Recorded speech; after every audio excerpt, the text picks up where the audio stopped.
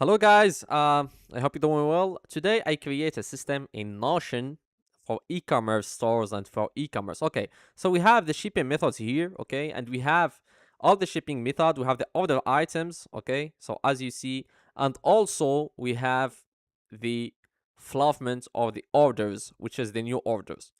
Okay, so let's give an example. So this is our automation in Make, okay.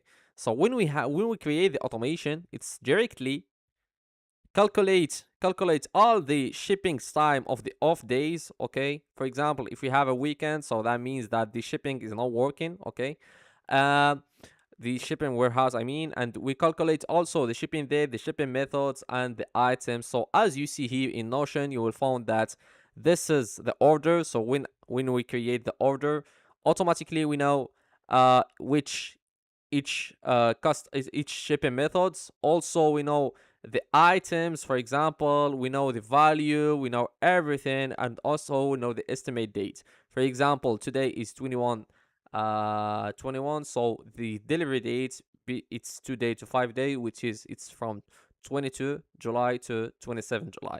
Thank you so much. See you in next video.